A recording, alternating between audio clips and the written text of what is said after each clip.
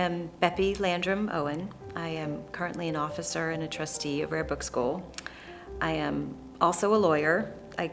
I'm not practicing at the moment, but I consider that part of my permanent identity. And the fact that I'm mentioning that at all to you today has a lot to do with Rare Book School. So I attended law school at the University of Virginia, and while I was here, I worked at 2 different used and antiquarian rare book stores. I had majored in English literature as an undergraduate, and I thought I knew my way around the book world a bit. I had actually no idea. So I graduated from law school, went home to Florida to start my law practice, and I did. I jumped in with both feet and spent years, head down, eyes front, just working as a corporate attorney.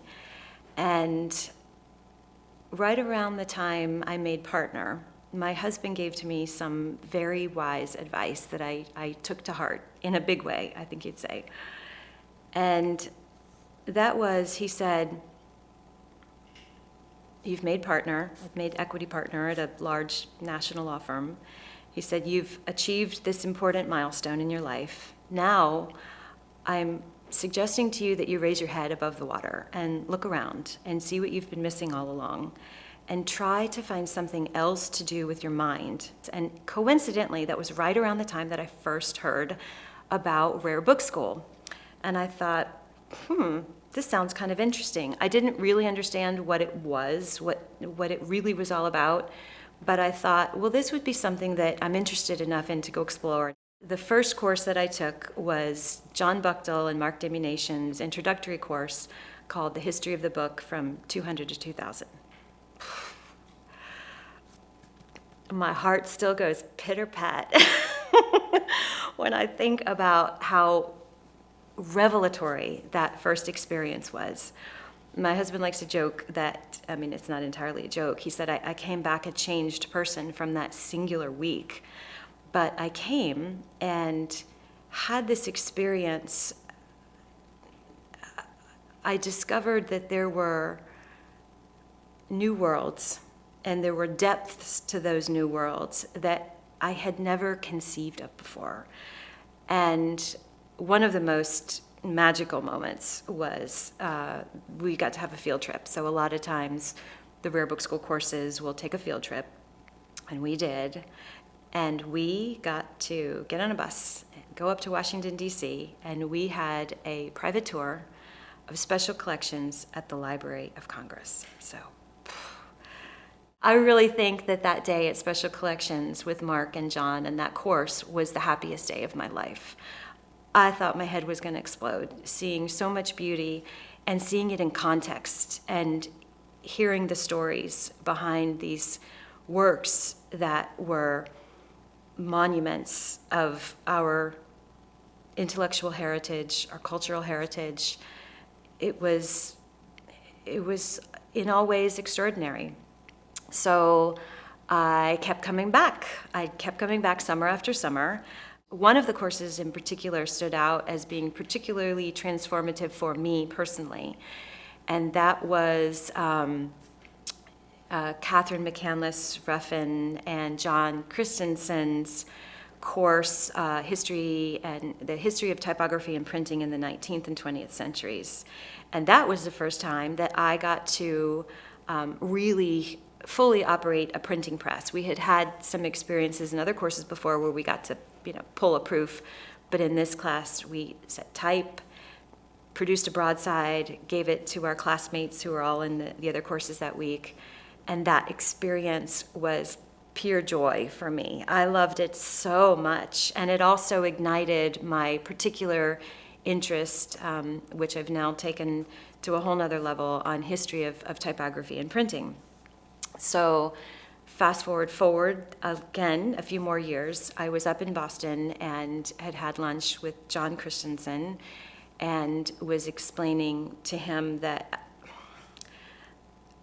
it was one of those personal conversations in which I let it be known to him that I was sort of feeling that I was running up against the limits of all the fun I thought I might have being a corporate attorney. And I was really starting to ache to find something else to do, not just my mind, with my mind, but also with my hands. And about a week or two after that lunch, John called. What he had to tell me was that he had found listed for sale a Vandercook Universal 1 cylinder printing press, listed for sale in, of all places, Orlando, Florida, which is very near where I live. So I reached out to the printer, who was a commercial printer who was retiring, had this for his personal use, hadn't used it commercially in years, and not only had the printing press, but he had antique metal type, antique wooden type, cabinets of it. He had all the supplies and tools I needed, and I now have my own printing press, and it is fabulous. So with that, it's also the case that Rare Book School has ignited me in thinking about how I want to live my life and how I want to go explore what is out there to be explored. And in part prompted by all of these changes that have been made and different ways of thinking about the world and thinking about my life and my place in it, I have wrapped up my law practice, and I am working on a master's degree focusing on book history, and I'm on a totally different trajectory than I ever thought I would be on. So when the pandemic hit, of course it was a surprise to everybody, and that was right around the time that I was making these massive life changes in my own life. And so I printed up a broadside for my friends.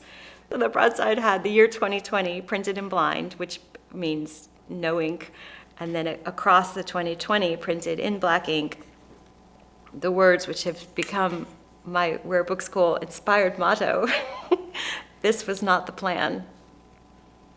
Being on the board has been a joy.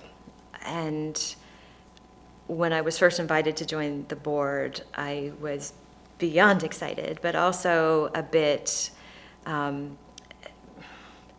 intimidated, I think, because the colleagues that I have on the board are every single person is from this extraordinary background. And I have not traditionally come from a background of the world of books, or the Republic of Books, as one of my fellow trustees, Scott Clemens, likes to say. So I thought, well, what is it that I can bring to bear in this particular context? And I think one of the things that I have discovered being a trustee is that diversity of the board representation has really helped us in our strengths. There are so many of us who are coming from different places: corporate backgrounds, academic backgrounds, librarianship backgrounds, and other. And to be able to contribute whatever it is that you can contribute. In some instances, it may be financial. In other instances, it may be judgment and experience. In other instances, it may be bringing fresh views about how to solve for a problem that we've hit when we're thinking about how do we want to grow and what do we want to become. Those are real challenges, and to have that diversity of experiences and backgrounds, I think, really is what makes us a strong, healthy, vibrant board that, frankly, is a privilege to be part of.